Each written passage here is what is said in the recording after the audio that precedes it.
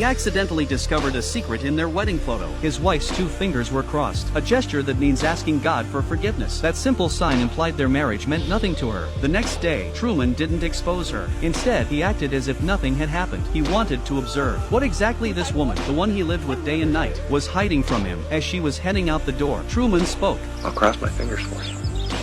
She froze for a moment, then quickly gave him a picture-perfect smile and rushed off to work. To get to the bottom of things, Truman quietly followed her. She arrived at the hospital where she worked, but a nurse blocked his way again and again. Truman had no choice but to ask her to pass along a message to his wife. Then he turned to leave. But just as he turned back to follow, a man in a wheelchair rushed toward him, as if trying to stop him. Truman dodged effortlessly, only to run into another obstacle in the hallway. A doctor wobbling side to side, pushing a cart and refusing to let Truman pass. Truman shoved the cart aside, and finally made it to the operating room where his wife was supposedly assisting in surgery. What he saw next was nothing short of a clumsy performance. The lead surgeon had just raised the scalpel. When the anesthetized patient suddenly sat up, Truman realized something wasn't right. But what he discovered was only the tip of the iceberg. Truman had actually been born inside a massive, made-for-TV set. Seahaven Island was rigged with over 5,000 hidden cameras that filmed 24/7. Millions of people had watched him be born. Hundreds of countries followed him as he learned to walk. His every move was broadcast live. He had no secrets. For 30 years, Truman lived under constant surveillance. The show was called The Truman Show. Everyone in his life except for Truman himself was an actor. The director planted ads along Truman's path. And how's your lovely wife? On the products his wife bought. It's a chef's pal. It's a dicer, grater, peeler all in one. Never needs sharpening, dishwasher safe. Wow!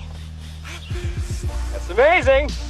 On the streets he walked, every detail served the show. Then one morning, on his way to work, a studio light fell from the sky. It crashed onto the ground in front of him. Truman picked it up. It was labeled serious. He instinctively looked up, but saw nothing unusual. It was the first time Truman encountered something he couldn't explain. Soon after, the radio announced a plane malfunction. Parts had fallen from the sky, it claimed, so Truman brushed it off. But he had secrets of his own. At work, he often made secret phone calls, asking about a place called Fiji, and a woman named Sylvia, but no one ever gave him a straight answer. One day, flipping through a magazine, he saw a pair of eyes. He looked around to make sure no one was watching. Those eyes meant everything to him. His manager then assigned him to a job on a nearby island. Truman clearly didn't want to go, but his boss warned, if you refuse, you might get fired. To keep his stable job, Truman forced himself to go to the pier. He walked toward the boat with trembling legs, but stopped when he passed a half-sunken ship. His body froze. He couldn't overcome his fear. It was all a test set up by the production team. As a child, Truman had gone sailing with his father. They were caught in a storm. His father fell overboard. Truman watched helplessly as he disappeared beneath the waves. That moment left deep psychological scars. Once again, Truman backed down. Truman had a best friend he shared everything with. One day, he suddenly told him he wanted to quit his job and fly to the other side of the world. He told his wife the same thing, but the car loan, the mortgage, they were trapped by their responsibilities. Just getting by was already hard. There was no extra money for travel. To kill off Truman's desire to leave, his wife said, maybe it's time we had a baby. This'll pass. We all think like this now and then. Viewers couldn't help but laugh. The camera always cut away during intimate scenes. But then, something happened that made Truman seriously question his world. On his usual walk to work, a familiar yet distant figure caught his eye. He turned back. It was his father. Dad? The same father who had supposedly died years ago. Suddenly, crew members swarmed in. They grabbed Truman's father and dragged him away. Truman tried to chase after him, but a crowd quickly blocked his path. His father vanished once more. Truman went home and told his mother what happened, but she just said it was his guilt over his father's death playing tricks on him. That night, Truman opened an old chest and pulled out a red sweater. Flashback to a school event. That was when Sylvia appeared in Truman's world, but the showrunners had already planned his life. Soon after, his current wife showed up. At a school dance, Truman and Sylvia saw each other again, and sparks flew, but the producers didn't want Sylvia in the picture. One day, Truman ran into her again, this time at the library. He finally had the courage to talk to her.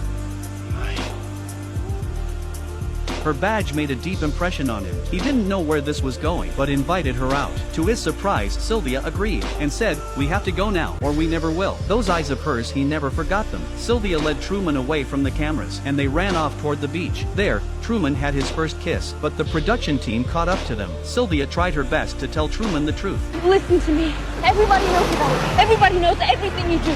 They're pretending, Truman. Do you understand? Everybody's pretending. Lauren, I don't know. No. My name's not Lauren. It's Sylvia. My name's Sylvia. Sylvia? Yeah. Lauren, sweetheart, Not again. A man showed up claiming to be her father. He dragged Sylvia away. Don't listen to him. Everything I've told you is the truth. Please. It's fake. It's all for you. I don't And the understand. sky and the Come on, sea, honey. everything. It's a set. I don't It's a believe- show. Everybody's You'll be watching all right. you. Please don't Please, listen to him. Laura. He's gonna lie to you. Watch this going right on? now. They said she was mentally unstable, that she brought every boy here and told them lies, just as they were taking her away. Get out of here. Come on, bye. Don't worry. Her father said they were moving to Fiji, the other side of the world. Truman thought he would see her again at school the next day, but that was the last time. Sylvia! Hey! That red sweater was all he had left, proof she was ever real. How's IT going to end? Maybe now he was starting to figure it out. If you want to see what happens next, don't forget to follow me.